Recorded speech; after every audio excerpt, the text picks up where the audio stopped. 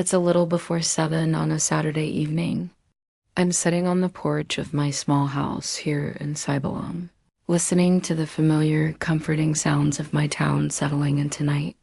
The frantic chirping of the crickets, the distant laughter of children playing their last games before being called inside, the soft rumble of a tricycle heading home. A year ago, I couldn't sit like this. I couldn't appreciate the quiet. A year ago, every evening was a battle, a desperate negotiation with a pain I couldn't name, and a fear so deep it felt like I was drowning in a sea inside my own body. It all started in a small, respected clinic, not 2 kilometers from where I'm sitting now. It started with a man who was supposed to be a healer, a man who held my life in his hands and told me it was all in my head. My body has always been a reliable vessel. As a high school teacher, I was on my feet all day, my energy a renewable resource I took for granted. But last year, around June, the vessel began to leak. It started as a whisper of a pain, a dull, persistent ache deep in my abdomen, a feeling of constant bloating pressure that no amount of rest would alleviate. Then came the fatigue. It was not the simple tiredness after a long week of teaching. It was a profound, heavy exhaustion, a leaden blanket that smothered my limbs and my spirit. A woman who loved tending to my garden until dusk, now found myself collapsing into bed the moment I got home from school. At first, I told myself it was just stress, a new school year, a difficult class. But then the weight started to drop off. A kilo one week, another the next. My clothes began to hang off my frame. The quiet, nagging fear in the back of my mind began to grow into a low, constant hum of anxiety. This was not stress. This was something wrong dad, so I did what any sensible, responsible person would do. I started a log. In a small, blue notebook, I began to document everything with the meticulous precision of the science teacher I was. The date, the time, the intensity of the pain on a scale of 1 to 10, what I had eaten, my energy level. I was gathering data. I was building a case for my own body. After 2 weeks of entries, of a clear, undeniable pattern of decline, I made an appointment to see Dr. Emmanuel Alcaraz. Dr. Alcaraz was more than a doctor in Cybalom. He was an institution. He was a kind-faced, silver-haired man in his late 50s who had delivered half the babies in town and treated 3 generations of my own family. His clinic, a tidy Spanish-style house with a perpetually full waiting room, was a place of deep community trust.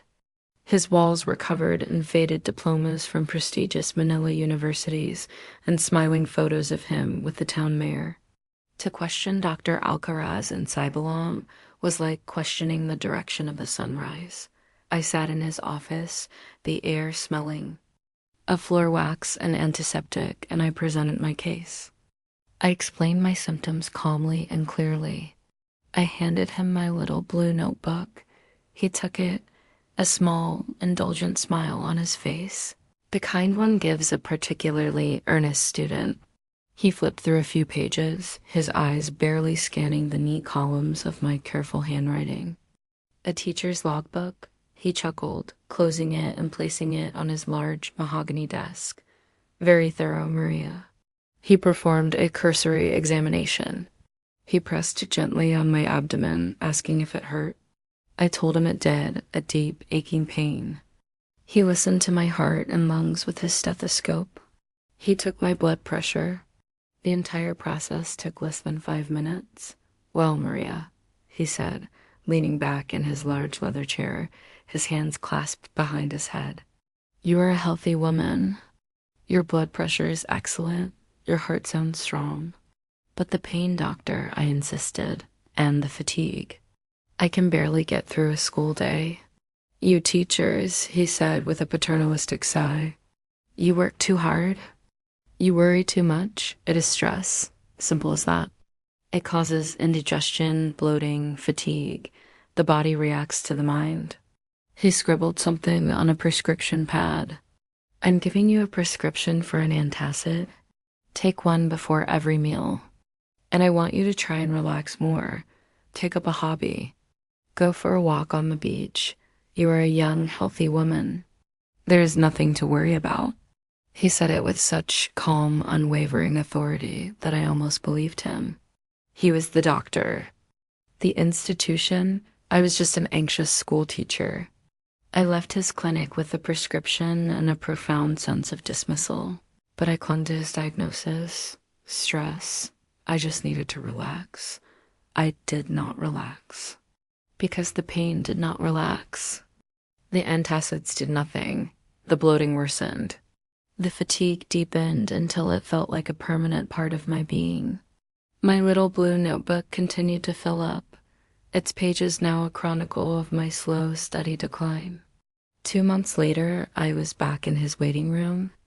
This time, his indulgent smile was gone, replaced by a flicker of irritation. "You're back, Maria?" he asked as I sat down in his office. "The pain is worse, doctor," I said, my voice more desperate this time. "And I've lost another 3 kilos. I'm scared. Something is wrong. I really think we should do some tests, an ultrasound maybe, some blood work." I pushed my notebook, now with 2 more months of data, across his desk. He did not even open it this time. He just looked at me, his eyes now holding a look of clinical condescension.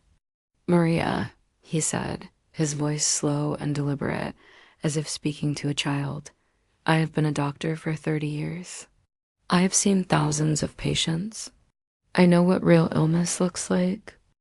And so I did. For the first time, I told my story to a medical professional who was actually listening. I talked about the first dull ache, the soul-crushing fatigue, the weight loss. I talked about Dr. Alcaraz's dismissals, his diagnosis, a stress of anxiety. I even, my voice trembling with the residual shame, told her about the final verdict, that I was overreacting. Throughout my entire story, Dr. Santos did not interrupt. She just nodded, her eyes never leaving my face, her pen flying across a notepad. When I finally finished, the room was quiet. She looked at my little blue notebook, which I had placed on the desk between us. "May I?" she asked. I nodded. She read it, just as Sarah had, but with the focused, analytical gaze of a detective. "Examining evidence. Your log is excellent, Maria," she said when she was done. "Very clear." She put down her pen and looked at me, her expression serious but full of a profound and validating empathy. "First of all," she said, her voice firm, "I want you to hear this. Your symptoms are real. Your pain is real. You are not hysterical, you are not anxious, and you are not overreacting. You are a woman with a serious medical issue, and it is our job to find out exactly what it is." The words, oh God, the words, to be seen, to be believed. It was a wave of relief so powerful it almost knocked the air from my lungs. The tears I had been holding back for 6 months of doubt and shame finally came, a hot, silent flood. I was not crazy, I was just sick. Judgment test began immediately. Dr. Santos was a whirlwind of efficient, decisive action. Blood was drawn, a dozen vials of it. Then she sent me for a transvaginal ultrasound, a simple, painless procedure. I lay on the examination table, my heart pounding, as the young professional sonographer moved the probe, her eyes fixed on the black and white monitor.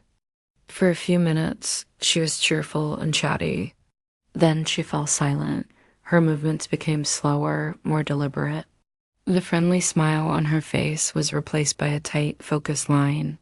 She typed a series of measurements into the computer. Is everything okay?" I whispered.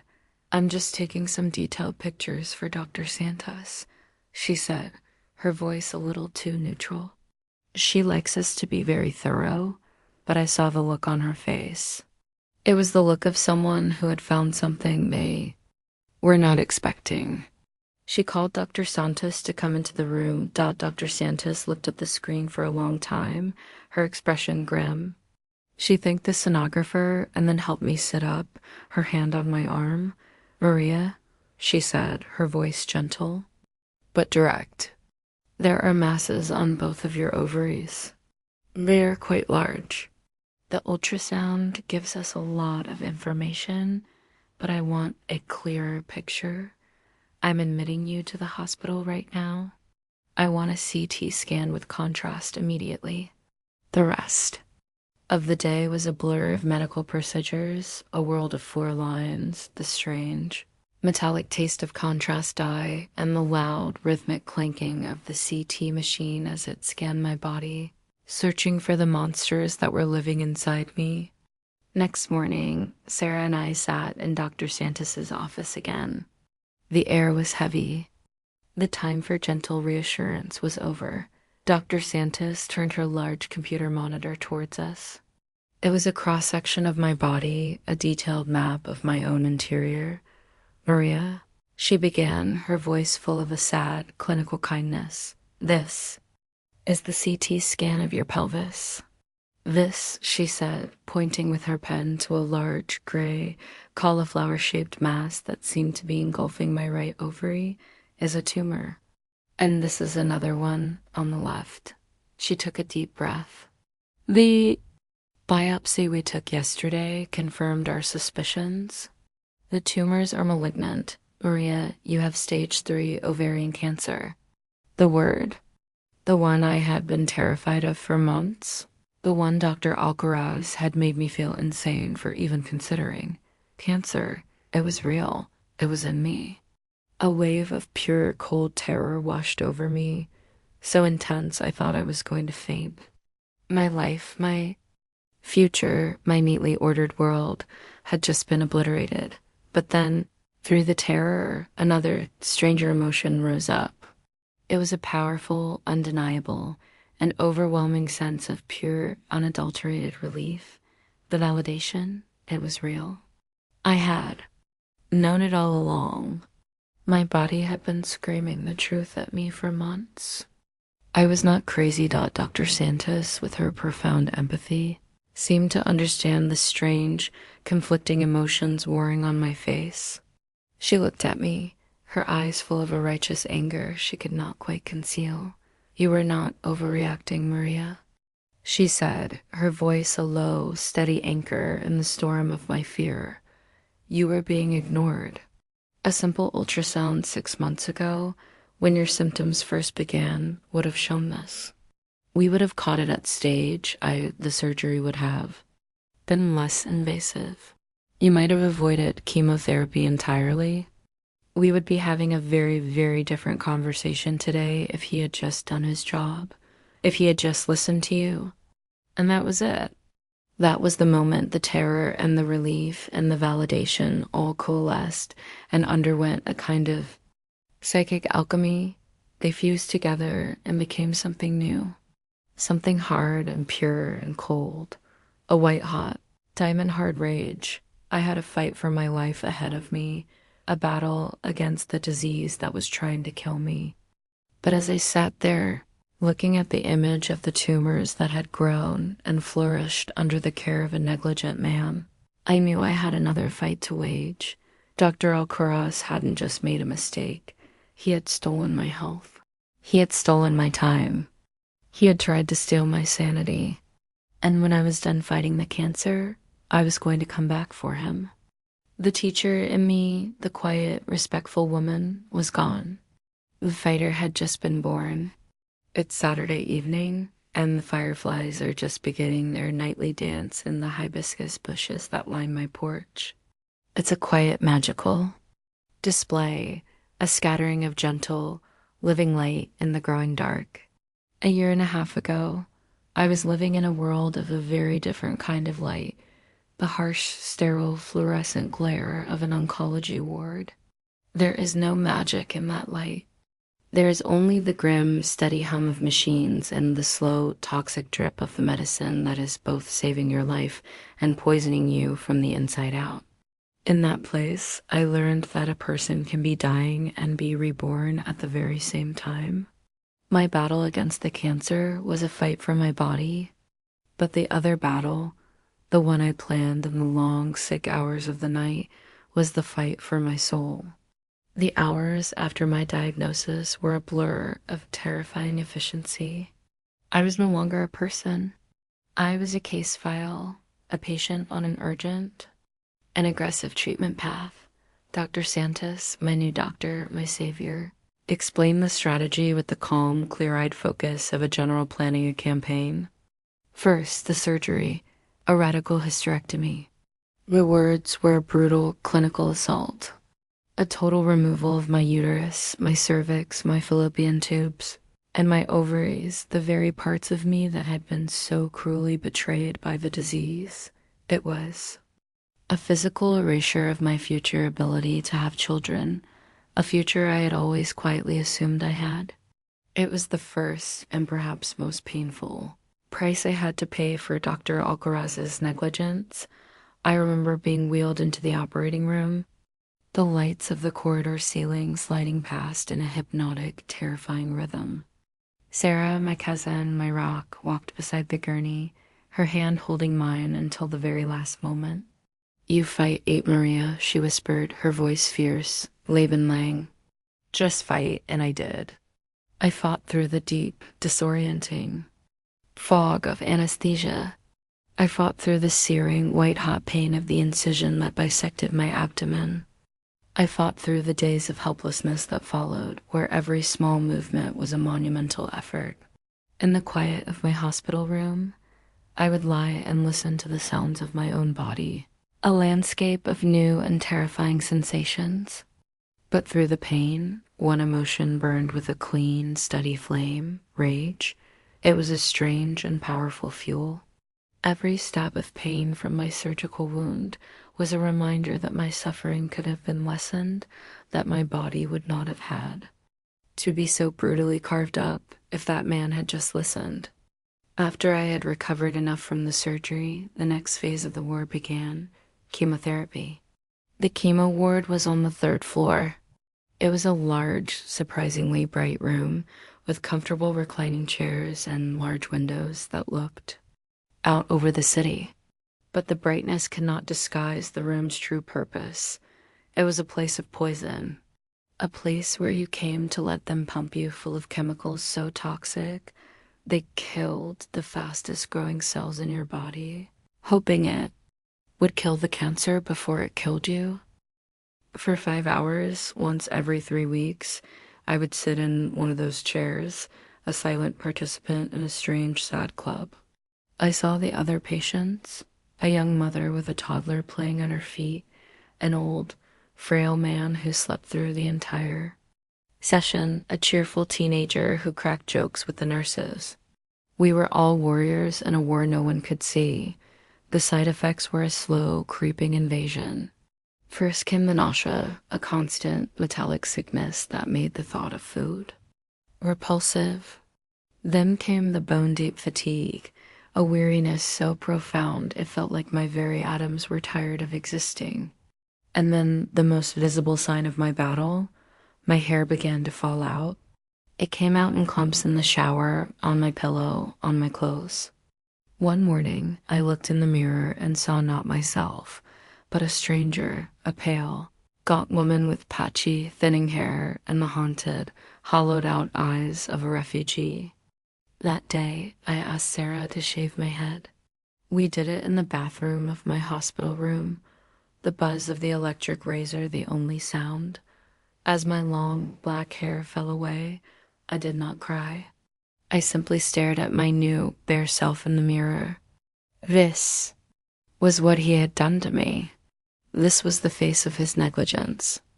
And I would make sure he would have to look at it one day and account for it. It was during the darkest hours. In the dead of night after a chemo session, when I was too sick to sleep and too weak to move, that my plan for revenge became my salvation. It was a project, a focus. It was the one thing my sickness could not touch. My anger was the one part of me that was not tired, not nauseous, not weak. It was strong, and it was growing. With Sarah's help, my hospital room became a legal war room. Sarah, my fierce, loyal nurse, became my paralegal.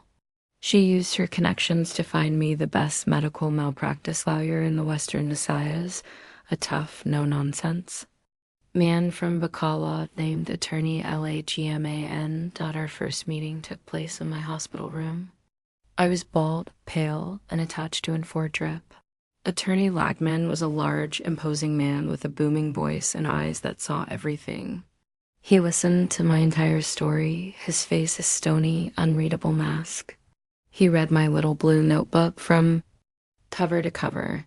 His arrogance is going to be his downfall, the lawyer said when I had finished. His voice was a low growl. Doctors like Alcaraz, these little kings in their small towns, they think they are gods. But the law, Miss Flores, is not a respecter of self-proclaimed deities. We have a very strong case. His failure to order a simple ultrasound is a clear and egregious breach of the standard of care. I don't just want to sue him, I said, my voice quiet but firm. I don't care about the money. I want him to be stopped. I want his license. Attorney Lagman looked at me, a flicker of true respect in his eyes. That, he said, is a more difficult battle. But it is not impossible. First, we win the civil case.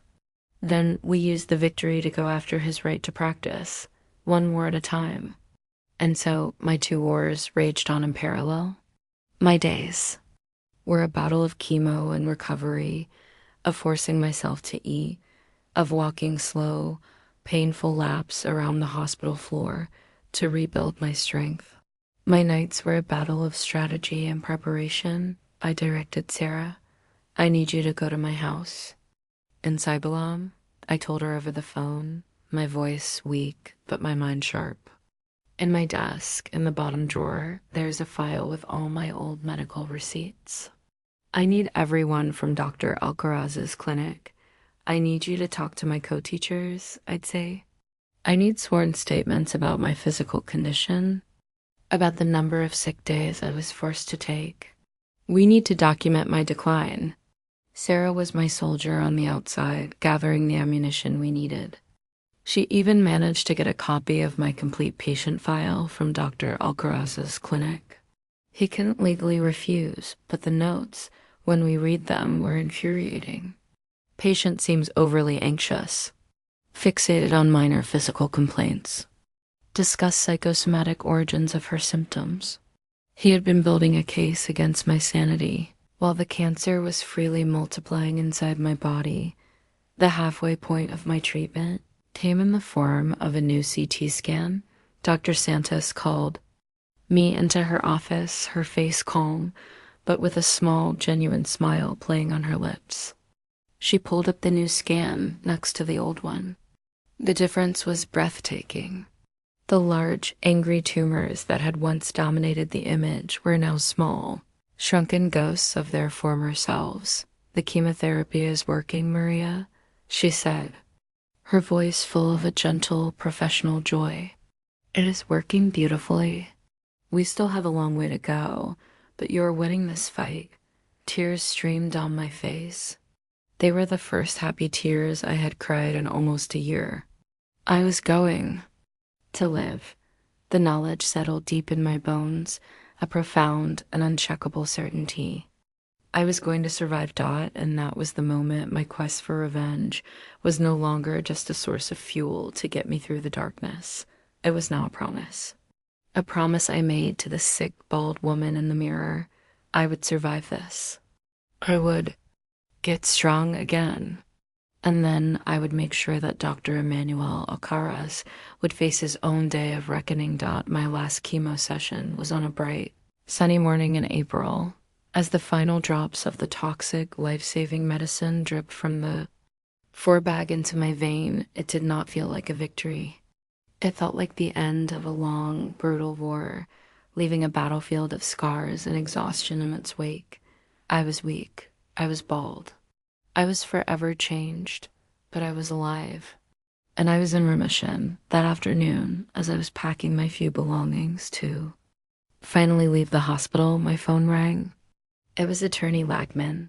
"Good news, Maria," he said, his booming voice full of satisfaction. "The expert testimonies from our oncology consultants have come in. They are unanimous. They are damning.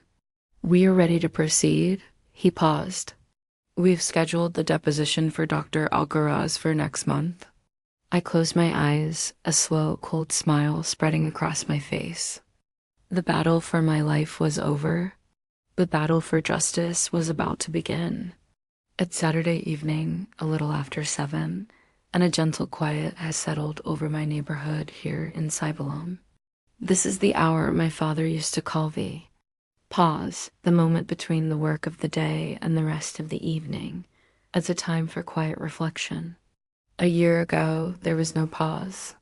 There was only the battle, and then the preparation for the next one.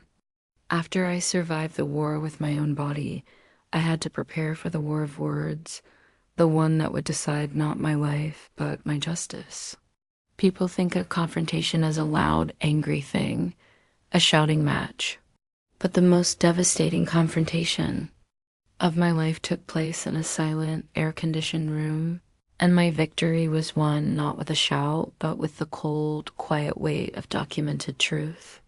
The months after my last chemotherapy session were a slow, steady climb back into the light. My energy returned in small, precious increments. My hair began to grow back, a soft, downy fuzz that I eventually cut into a short, practical style I found I quite liked. I was a different woman. The physical scars on my abdomen were a daily reminder of the battle I had won. But the psychological scars, the ones left by Dr. Alcaraz's dismissal, those could only be healed by a final public reckoning. The deposition was scheduled for a Tuesday in September, in a large, impersonal conference room in Attorney Lagman's law firm in Iloilo City. I remember getting ready that morning. I chose my armor with care, a simple, dark blue dress, professional and severe. I looked at myself in the mirror. I was thinner than I used to be, my face leaner, my eyes holding a new, hard-won gravity. I was not the pleading, desperate patient he remembered. I was the plaintiff. I was the survivor. And I was ready. The conference room was sterile and intimidating. A long, polished mahogany table reflected the cold, fluorescent lights from the ceiling. A court stenographer was already set up at one end, her fingers poised over her strange, silent machine. My lawyer, Mr. Lagman, sat beside me, his large, reassuring presence a comfort. Piles of binders, neatly labeled as exhibits, were stacked in front of him. Then Dr. Alcaraz walked in. He was flanked by a younger, sharp-looking lawyer in an expensive suit. The doctor himself looked exactly as I remembered. Silver hair, a kind, paternal face, and an air of unassailable confidence. He looked rested, healthy. He did not look like a man whose negligence had almost cost a woman her life. He saw me sitting at the table, and his eyes flickered with a brief, dismissive recognition.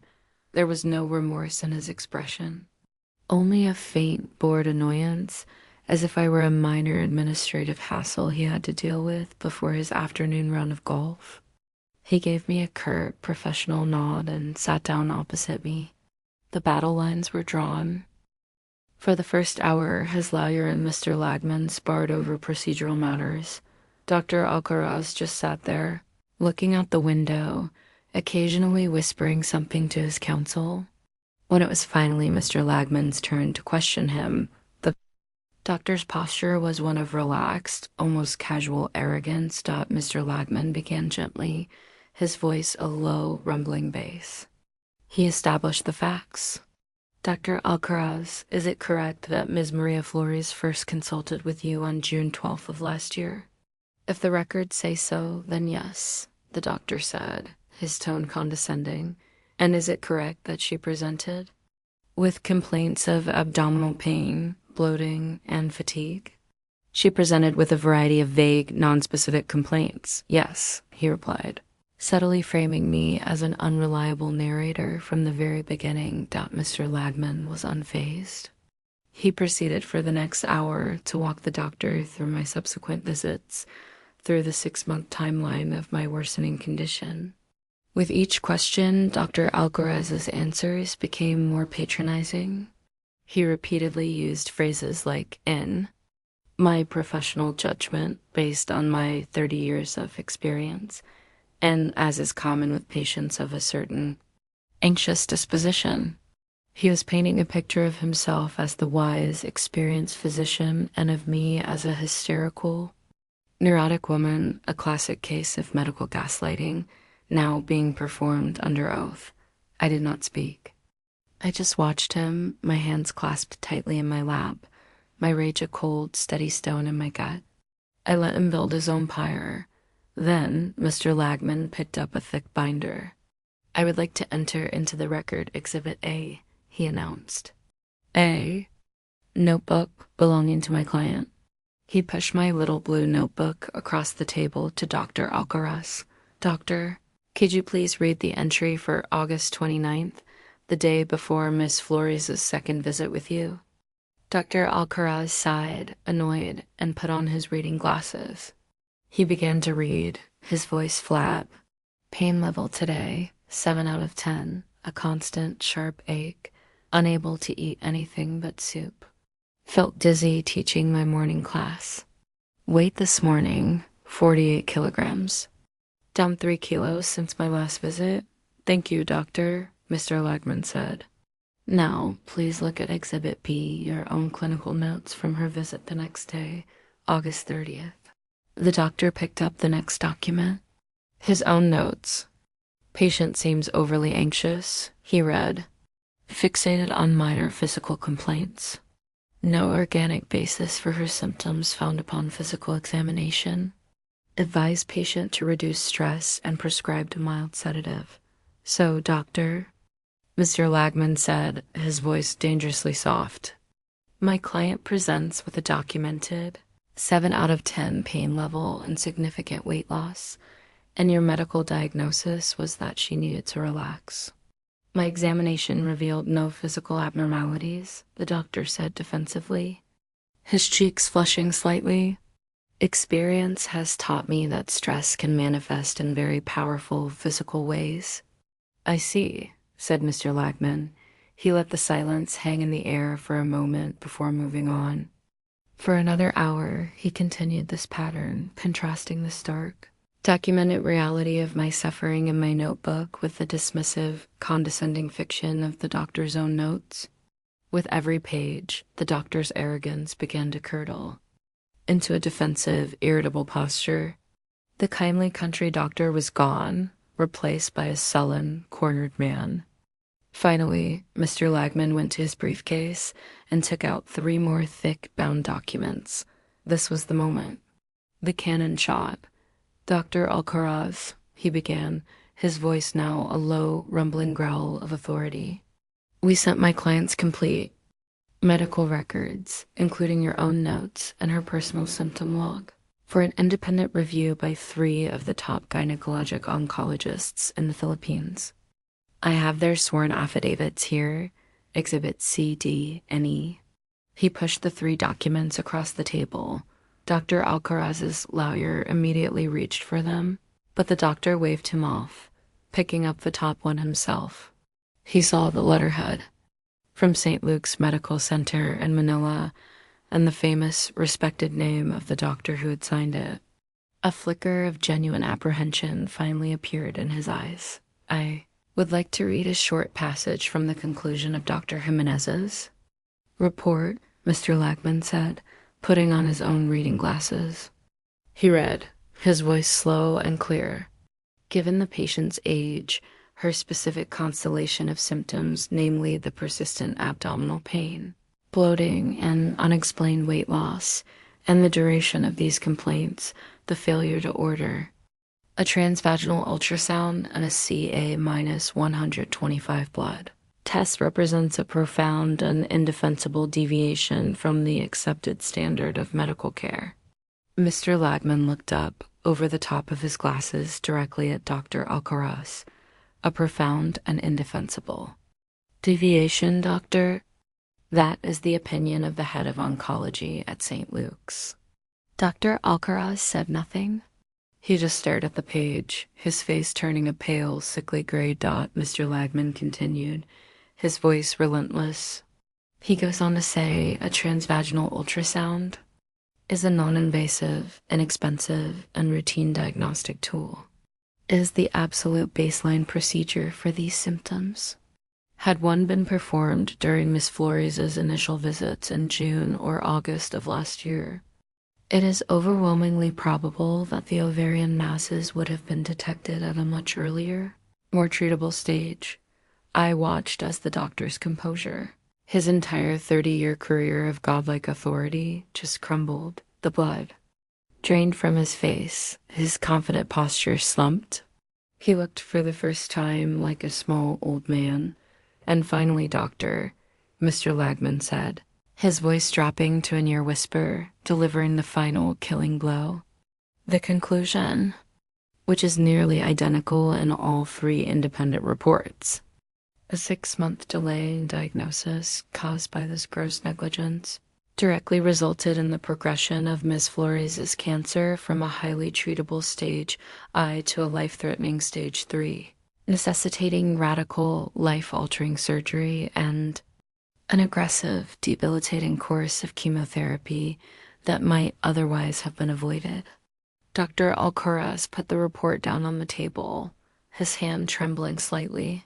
He stared at the damning words of his peers, the words that had just invalidated his entire professional identity. His lawyer was whispering frantically in his ear, but the doctor didn't seem to hear him. He was no longer in a legal deposition. He was in the dock, and he had been found guilty. The confrontation was over. I met his eyes from across the long, polished table. The arrogance was gone. The condescension was gone. The dismissive annoyance was gone. All that was left in his eyes was the hollow, terrified, and dawning understanding of his own ruin. It was the look of a god who had just discovered he was mortal after all. It's just past 7 now, on a Saturday night here in my hometown of Cybelong. The sky is a deep, velvety purple, and the first stars are beginning to appear, bright and sharp in the clean, provincial air. My story, the one I've been recounting, is reaching its end. It's a story that began in pain and doubt, but it does not end there. A battle is not truly won when your enemy falls. It is won when you have built something new and beautiful on the ground where the battle was fought. My revenge was not just the tearing down of one man's life. It was the slow, difficult, and ultimately joyful construction of my own. The deposition was the turning point. The moment Dr. Alcaraz was confronted with the undeniable, expert consensus of his own peers, the war was effectively over. He had built his entire identity on the foundation of his infallible professional judgment, and that foundation had been reduced to dust. His lawyers called my attorney, Mr. Lagman, the very next day. They wanted to settle. They offered money. Of course, a significant amount. They wanted to buy my silence, to make the problem disappear with a wire transfer. We met in Mr. Lagman's office in LOLO a week later. Dr. Alcaraz was not there. He sent his lawyer, his shield. I was there. I was no longer the patient. I was the victor, and I was there to dictate the terms of his surrender, the financial. Offer is acceptable, Mr. Lagman said to the opposing counsel, his voice a low rumble. But it is not my client's primary concern. I spoke for the first time, my voice quiet but carrying the unwavering weight of my conviction. The money is not for me, I said, looking the other lawyer in the eye. The money is for the 6 months of my life your client stole. It is. For the pieces of my body that were cut out because he refused to listen. It is for the poison they had to pump into my veins to kill the cancer he let grow. The money is a simple, inadequate reimbursement for damages. I leaned forward. My demand, I said, letting the word hang in the air, is non-negotiable. And it has nothing to do with money. I laid out my terms. As a condition of the settlement, Dr. Alcaraz would sign a legally binding agreement, stating that he would not in any way contest, appeal, or interfere with the formal complaint for malpractice and gross negligence that I would be filing with the Professional Regulation Commission of the Philippines. He would surrender his right to defend his license. In short, he would hand me the sword with which to end his career. His lawyer balked. He argued.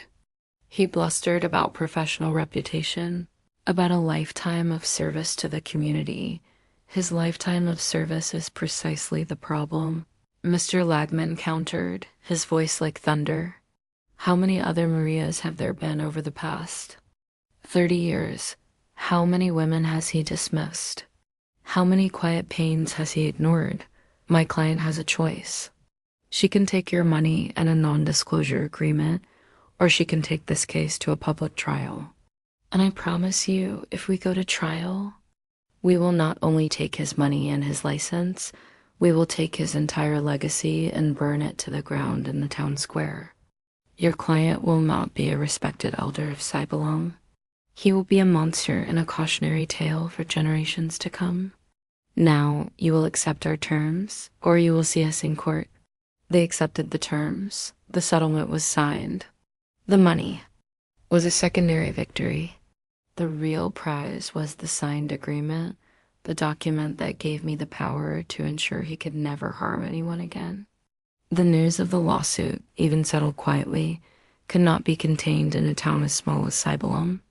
The whispers started in the market, in the pews at church, over the counter at the pharmacy. Did you hear about Maria Flores? The teacher? They say Dr. Alcaraz. His reputation, once as solid as the ancient acacia tree in the town plaza, began to crack, and through those cracks, other stories began to seep out. An old woman whose husband had died of a heart attack after the doctor had dismissed his chest pains as indigestion. A young mother whose child's appendicitis had been called school day jitters until the appendix had burst. For 30 years, his word had been gospel, but my story had given others the courage to question the scripture. His clinic's waiting room, once perpetually full, began to empty out. Patients started making the longer journey to the hospital in San Jose, the town's trust. The foundation of his power was eroding. 6 months later, the final blow came. A thick official envelope arrived from the PRC. I read the formal legal language, my heart pounding. Due to a clear and demonstrable pattern of gross negligence, a profound failure to adhere to the accepted standards of medical care, and actions constituting a danger to the public, the medical license of Dr. Emmanuel Alcaraz is hereby permanently revoked. I had done it. His clinic closed its doors a week later. The sign was taken down. His name, once spoken with reverence, was now spoken only in whispers of anger and betrayal. He and his wife sold their large ancestral house and moved away to live with a daughter in Mindanao. He was gone, erased, just as he had tried to erase me. The reckoning was complete. It is now Saturday, August 2nd, 2025. It is a little after 7 in the evening, and I am sitting on my porch, a survivor recounting a war that feels a lifetime away. My hair is long again. My body is strong. I am back in my classroom, teaching the marvels of science to a new generation of students. The scars on my abdomen are a faint, silvery map of my journey, a reminder not of what I lost, but of what I fought to keep. The settlement money sits in an account, but it is not for me. It has a new purpose. Last month, I finalized the paperwork for the Flores grant. It is a small foundation, a partnership with Dr. Santos's clinic in Iloilo. It provides transportation, accommodation, and consultation fees for any resident of my province who has received a serious diagnosis and wishes to seek a second opinion from a specialist in the city. The first grant recipient was a farmer from a remote barangay, a man who had been told the tumor in his throat was benign, just a goiter. The grant allowed him to see an oncologist in Iloilo. The tumor was malignant. They caught it early. He is now undergoing treatment. He is going to live. This is the final and most important part of my revenge. It was not enough to punish the man who had wronged me. I had to use the power I had gained to protect others from the same fate. I had to turn the darkness of his negligence into a source of light. My victory was not his destruction. My victory is the farmer who will get to see his children grow up. My victory is the mother who will be correctly diagnosed. My victory is ensuring that the quiet pain of the people in my province will no longer be so easily dismissed that my mother's voice calls my name from the kitchen, a gentle melodic sound that pulls me from my thoughts. It is time for dinner. The war is over. The ghosts have been laid to rest. I am not the woman I was before the pain. I am someone new. I am a teacher. I am a survivor. I am a protector. I have been to the edge of the void and back, and I have returned with a new, profound, and unshakable understanding of what it means to truly be alive. And as I stand up and walk inside to join my family, I am filled not with the memory of anger, but with a deep, quiet, and lasting peace. It is Saturday, a little after 7 in the evening, and my story, the one I am recounting from the piece of this porch, is complete. The war is over, justice has been served, and the life I am living now is a quiet testament to the battles I have won. But a story of revenge, I have learned, is incomplete if it ends only with the punishment of the guilty. The true final act is not about the villain's downfall. It is about what the survivor chooses to build upon the ruins. My true reckoning, the one that finally healed the deepest parts of my soul, did not happen in a lawyer's office or with the letter from the PRC. It happened 3 months ago on a dusty mountain road in the home of a stranger whose life had become inextricably, beautifully tangled with my own. LaFleury's grant had been operating for 6 months. It ran quietly, administered with the help of Dr. Santos's office in Iloilo and a small network of volunteers here in Antique. I had insisted on my own anonymity, preferring to be the silent founder. The work was my purpose, not the recognition. I would review the applications, approve the funds, and read the follow-up reports from the doctors, but I kept a professional distance from the people we helped. They were case files, stories of hope I was privileged to support, but they were not, I told myself, a part of my own story. I was wrong. The first person we had helped was a man named Jose, a 50-year-old farmer from a remote mountain barangay a few hours from my town. His story was a painful echo of my own, a persistent, worsening cough and a lump in his throat, dismissed as a simple infection by his local clinic. Our grant had allowed him to see an oncologist in the city. The diagnosis was stage 2 throat cancer, treatable but only if acted upon immediately. For months, he was just a name in a file, case number 001, Jose Mercatha. I tracked his progress through Dr. Santos's reports. Radiation therapy, the tumors were shrinking. A successful surgery, he was in remission. I felt a quiet, detached satisfaction. The system I had built was working. Then a letter arrived. It was not a formal report, but a handwritten note on thin blue-lined paper. It was from Jose's wife, Elena. Dear Ma'am Maria, it began. I am writing to you because my husband, Jose, is not good with words, but our hearts are full of a debt that we can never repay. Our local doctor told him he was just getting old. He had given up hope. Your grant did not just pay for the bus tickets and the doctor's fees. It gave him back his life. He finished his final treatment last week, and the doctors say he is now free of the cancer. He is thin, and his voice is raspy, but he is alive. You did not just save my husband, ma'am. You saved our farm. You saved our 2 sons from losing their father. You saved me from losing the only man I have ever loved. We do not have much, but we would be so honored if you would come to our home and let us cook for you. A small meal of thanks for the greatest gift we have ever received. Her words bypassed all my carefully constructed emotional firewalls. This was not a case file. This was a family. A family that was still whole because of a choice I had made. After a week of hesitation, of telling myself it was unprofessional, I wrote back. I told her I would be honored to come. The journey to their farm was a pilgrimage. I drove my small car as far as the paved road went, then hired a local habble driver to take me the rest of the way up the winding, unpaved mountain tracks. The air grew cooler and cleaner as we climbed, the landscape shifting from rice paddies to dense groves of coconut and bamboo. It was a part of my own province I had never seen, a world of profound, rugged beauty and quiet, hardworking people.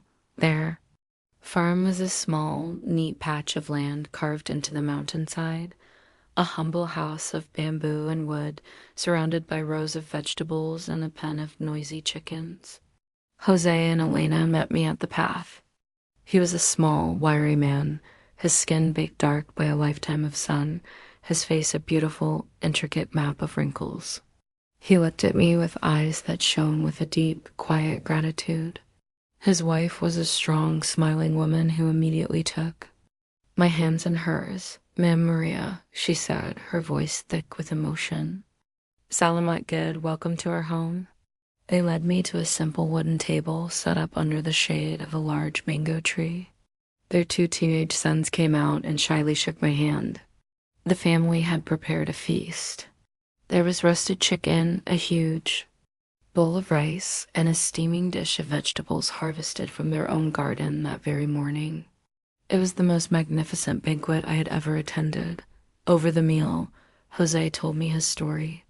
His voice was a low, rough rasp, a permanent souvenir from the radiation, but his words were clear. "For a year, I could barely swallow," he said, looking out at his small plot of land. "The doctor in our town, he is a good man, but he is old. He said it was just tonsillitis. He gave me antibiotics.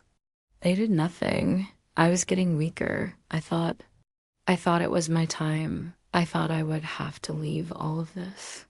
He gestured to his wife, his sons, his farm. "We do not have money for specialists in the city," his wife, Elena, added softly. "To go to Iloilo, it would have meant selling one of our carabaos, and we would still not have had enough for the treatments." We had accepted it. We were just praying. And then, Jose said, turning his intense, grateful gaze back to me, "The nurse at the clinic told my wife about your grant, about a teacher from Cybalom." He shook his head in wonder. "You did not just give us money, Ma'am Maria. You gave us permission to fight. You made us believe that we had a right to ask for a second chance." His words struck me with the force of a physical blow. "You gave me back my voice. You made me believe I had the right to ask for help." He was echoing the very core of my own struggle. I had fought Dr. Alcaraz not just because he was wrong, but because he had tried to take my voice, to deny my reality. And the foundation I had built, my act of revenge, had given that voice back to this good, humble man. As I sat there, at that simple table on a mountainside in Antique, surrounded by the quiet dignity of this family, I finally understood the true meaning of my victory. It was not the moment Dr. Alcaraz's face had crumpled in the deposition. It was not the arrival of the settlement check. It was not even the letter from the PRC revoking his license. It was this meal. This family, whole and hopeful. The quiet, profound joy of a life that was continuing. A life that had been pulled back from the edge of the void. The rage I had carried for so long had been the seed, hard and bitter, but this was the harvest. My personal agonizing trauma had been transformed into a stranger's profound and beautiful blessing. My pain had been redeemed. I drove home as the sun was setting, the mountains bathed in a soft golden light. The quiet peace I had found after the war was now something deeper, richer. It was no longer a lonely peace. It was a peace that was connected to the lives of others, a peace built on purpose. It is now Saturday, August 2nd, 2025. I am here on my porch, and my story is finished. The fireflies are dancing. The ghosts of my past are finally truly at rest. I have survived. I have found justice. But more than that, I have found that the best revenge is not to destroy, but to build. To take the ugliest, most painful parts of your own story and use them to help someone else write a happier ending for theirs.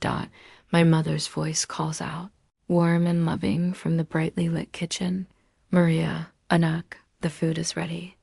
I smile, and for the first time in a very long time, my heart feels completely and utterly whole. I stand up and walk inside to join my family. I am home. And I know what anxiety looks like. You have convinced yourself that you are sick, and so your body is producing the symptoms you expect. It is a classic psychosomatic response. Psychosomatic, the word landed like a slap. It's all in your head. You are a worrier, he continued. I remember your mother. She was a worrier too. It runs in the family. You are focusing on every small ache and pain and amplifying it. He scribbled another prescription. I am giving you a mild sedative. Take one every evening before you sleep. It will help you relax, and I want you to stop writing in that notebook. It is not helping. It is feeding your obsession. He stood up, a clear signal that the appointment was over. I was being dismissed. Again, but this time with a new, more insulting diagnosis. I was not just stressed, I was hysterical. I was my mother's daughter. I was a silly, worrying woman. I left his clinic that day feeling not just sick, but deeply, profoundly ashamed. What if he was right? What if I was inventing all of this? I went home and, for the first time in months, I did not write in my little blue notebook. I tried to believe him. I tried to will myself to be well. The next 4 months were a slow descent into a private hell. The sedatives did nothing but make me feel groggy and disconnected. The pain in my abdomen was now a constant, hot, and angry presence. It was a living thing inside me, and it was growing. I could feel it. I grew weak, my skin taking on a pale, sallow color. I had to take a leave of absence from my teaching job. My world shrank to the 4 walls of my house, and my self-doubt grew in inverse proportion to my physical decline. Dr. Alcaraz's words had become a poison in my mind. You are overreacting. It's all in your head. I began to believe it. I began to hate my own body for betraying me, for creating these phantom pains that were ruining my life. The final visit was an act of pure desperation. I was visibly ill now. My clothes, which had once been loose, were now hanging off me like a scarecrow. I had to have my cousin drive me to the clinic. I was too weak to go on my own. I sat in his office, a shadow of the woman who had first walked. And 6 months ago, I didn't have my notebook. I just had my pain and my last desperate shred of hope. Doctor, I whispered, my voice hoarse, please, just listen to me. I feel like I am dying. He looked at me, at my gaunt face, my hollowed out eyes, and for the first time, I saw not a flicker of concern, only a deep, profound, and exasperated annoyance. He was tired of me. He was tired of my refusal to accept his diagnosis of my own hysteria. He stood up and walked over to me. He did not examine me.